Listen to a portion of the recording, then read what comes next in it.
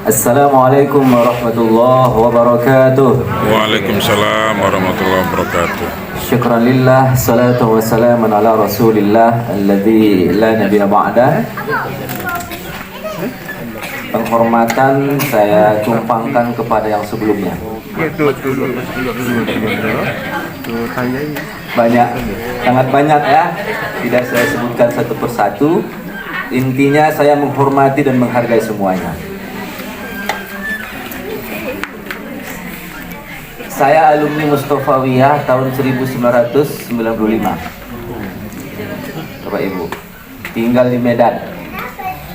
Kalau di sini mungkin pensyarah ya. Profesi saya sebagai dosen dan juga wira swasta.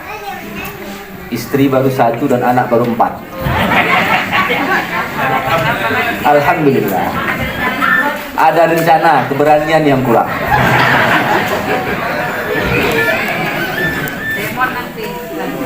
Demon ya Bu ya. Nah, demon.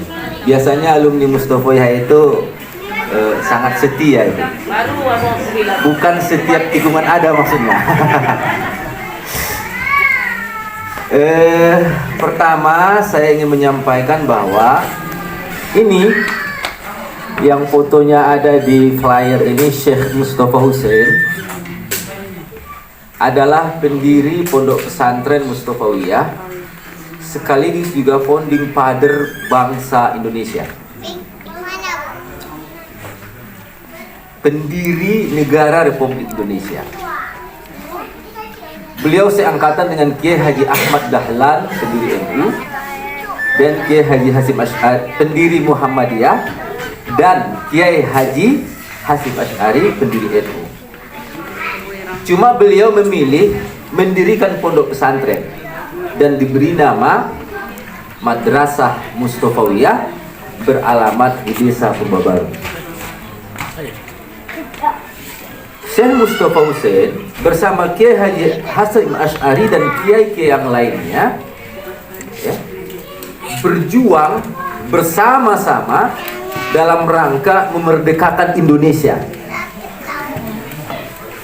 Beliau terlibat langsung dalam mengeluarkan resolusi jihad sehingga melahirkan perang 10 November di Surabaya bersama Kiai Haji Hasyim Asy'ari, bahwa Syekh Mustafa Hussein, pendiri Pondok Pesantren Mustofawiyah, tempat kita belajar itu adalah pendiri bangsa dan Republik Indonesia.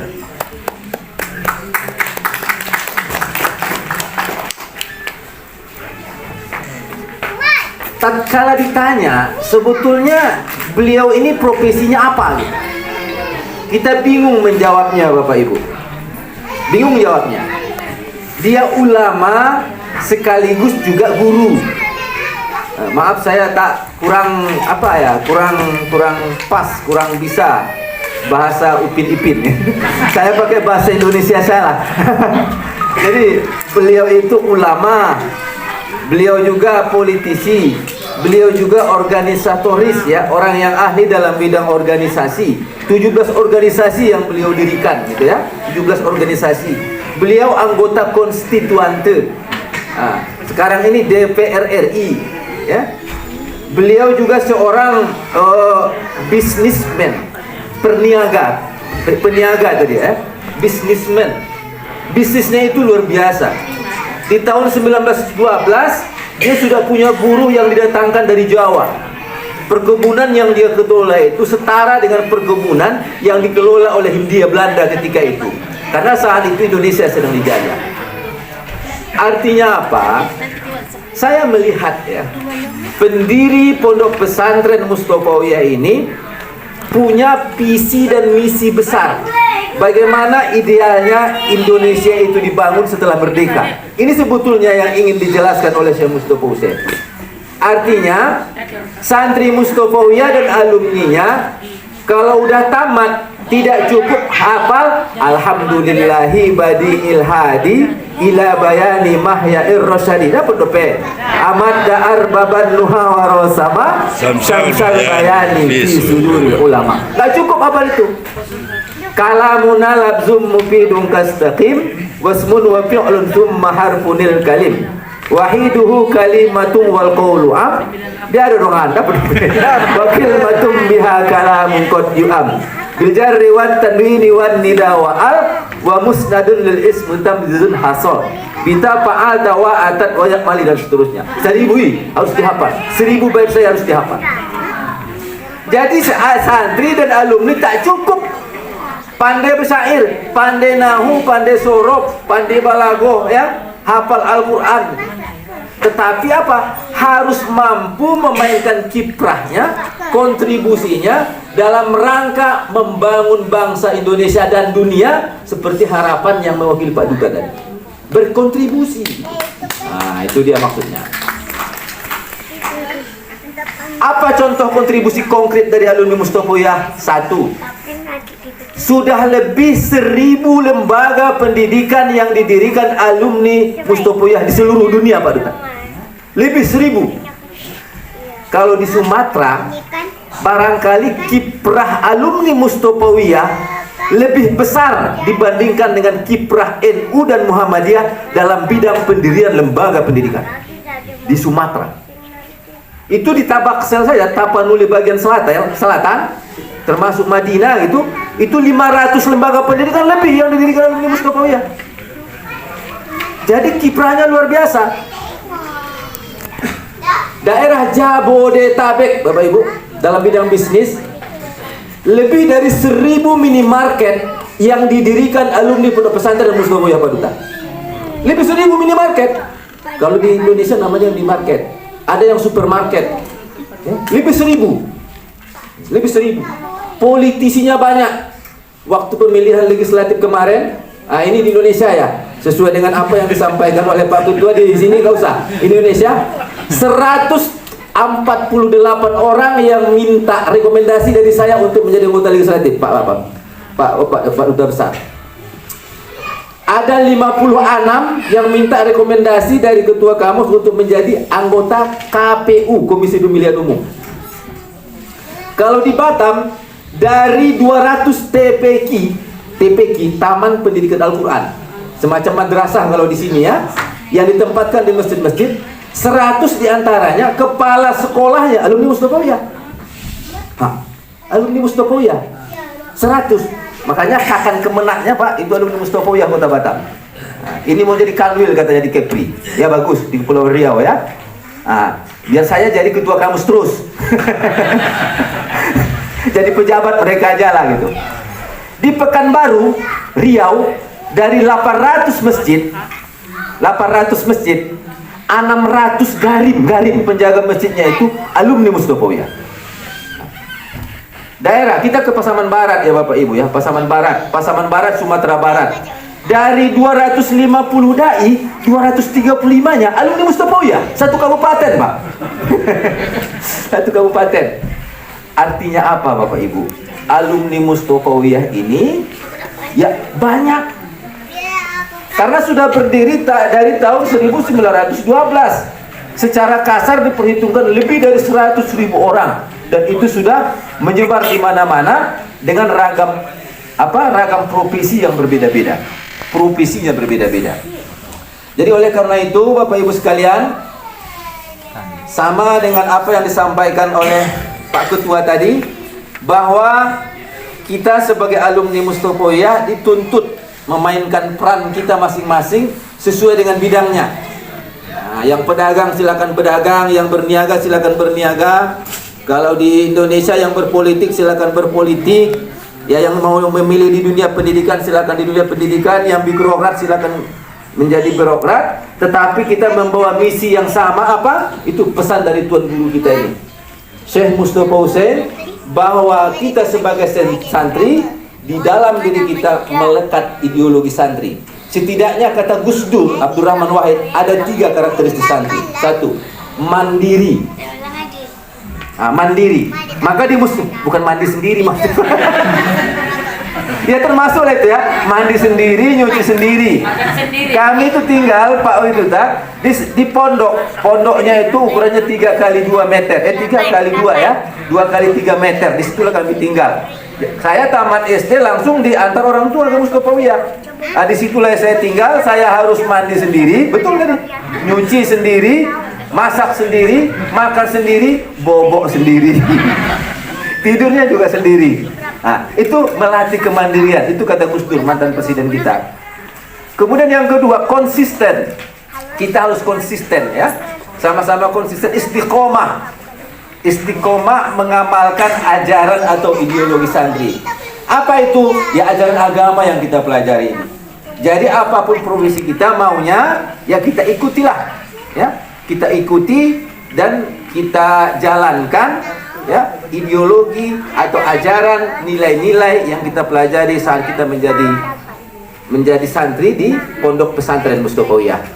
Kemudian yang ketiga, ya biasanya ya kita ini sangat mandiri, Bapak Ibu. Nah, mandiri. Apa itu mandiri tadi?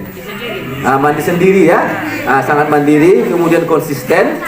Kemudian yang ketiga, merdeka. Itu maksud saya, merdeka. Jadi kita ini sangat merdeka dalam bersikap, dalam berpikir dan lain sebagainya. Ternyata merdeka ini, merdeka dalam iktikad, merdeka dalam berpikir, ini menjadi prasyarat yang paling penting agar kita bisa maju. Hanya orang yang merdeka lah yang bisa kreatif, inovatif. Seperti saudara-saudara kita Cina itu, mereka sangat kreatif dan inovatif. Harus kita contoh. Kreatif, inovatif, ya. Kemudian piawai, melakukan imitasi. Kemudian mengkreasi dan mengembangkannya gitu. Lalu mereka menjadi produsen. Ya, mereka menjadi produsen. Jadi kita dididik sesungguhnya oleh Syekh Mustafa Hussein melalui babut tijarah, kitabul baik, ada ya? Kitabul baik, ya, kitabut tijarah, supaya kita ini ahli dalam bidang pertanian, ahli dalam bidang perniagaan. Bukankah Islam dibawa oleh para pedagang Parsi dari Gujarat ke Indonesia? Kita harus berdagang gitu ya. Artinya pada orang kaya. Bukankah 70% sahabat Nabi itu para konglomerat? Konglomerat. Bukankah pendiri Muhammadiyah itu konglomerat? Orang kaya semua, Bapak Ibu. Maaf, nggak ada orang miskin. Pendiri NU itu orang kaya gitu. Pendiri Al-Wasliyah kalau di Medan itu orang kaya. Pendiri Mustofawiyah orang kaya. Jadi kita ini harus jadi orang kaya. Dan Nabi itu orang kaya. Saat dia menikahi Khadijah, maharnya aja 100 ekor onta. Bayangkan, 100 ekor onta itu berapa harga onta sekarang? 1 ekor, maharnya 100 ekor. Ambo angkang Nur saja maharnya sekali. Saya ada seikur hambeng. Hambeng itu kalau itu bahasa Mendeling, Pak. Hambeng itu kambing. Jadi Nabi nikahi Khadijah itu ternyata 100 ekor onta. Bayangkan pestanya. Dan yang dinikahi itu orang yang paling kaya di Jazirah Arabia, Khadijah. Paling kaya dia. Lalu Nabi juga orang kaya di saat itu. Jadi Nabi itu bukan orang miskin, dia orang kaya. Karena itulah dia barangkali ya sangat sukses dalam menjalankan misi dan misinya mengembangkan ajaran Islam. Oleh karena itu, Bapak Ibu dan saudara-saudara sekalian, khususnya pengurus kampus di sini, marilah kita berkhidmat ya. Kita jalankan program, apalagi tadi sudah punya program ini luar biasa ya, sama dengan Kampus Jakarta. Semalam saya lantik Kampus Jakarta, baru saya lantik kepengurusan. Mereka sudah berjanji akan membangun Islamic Center di tanah yang sudah dibeli, luasnya 4 hektar. Kalau di sini di Malaysia berapa? 1 hektar tuh berapa? 1 hektar 10.000 ya meter persegi, berarti 40.000 meter persegi. Jadi ketuanya namanya Abdul Halim. Abdul Halim ini guru spiritualnya Pak Jokowi, Pak. Waktu saya di situ datang Anies Baswedan di situ. Datang Anies Baswedan, ya kan? Jadi di situ ada 3 kotak. Di sini bahasa Malaysianya apa? Kotak infak. 3 kotak infak. Setiap hari beliau itu dikunjungi 300 orang peziarah setiap hari. Jadi mulai dari subuh sampai maghrib itu pakai apa? Pakai tiket. Kayak masuk LRT di Malaysia, di Singapura kemarin. Pakai tiket, masuk itu. 300 orang Bapak Ibu. Jadi ditaruh di sini kotak. 1 tahun 3 kotak ini isinya 1,5 miliar. Bukan istrinya, isinya. Bukan istri, isinya 1,5 miliar setiap tahun. dan setiap tahun dia bangun masjid satu. Dari situ kemudian saya bilang, kenapa nggak dibangun untuk membuat kantor kamus di seluruh wilayah Indonesia dan dunia? Saya bilang, cocok, kata beliau. Nah, itu dia mau. Jadi mudah-mudahan tahun ini akan berkembang ya.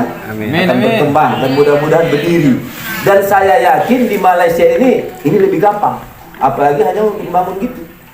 200 orang anggotanya buat 200 kotak kecil-kecil. 200 kotak kecil-kecil kayak koin NU. NU itu buat koin NU namanya. Koin NU ini dalam kotak ditaruh di rumah masing-masing. Kita ini setiap hari berimpak, Bapak Ibu. Kita ini berimpak tiap hari, berimpak, bersedekah, berwakaf gitu. Jadi karena kita punya rencana, kita alihkan infak ke kota. Untuk kamus membangun apa? Membangun ini madrasah ini biar jadi barang itu.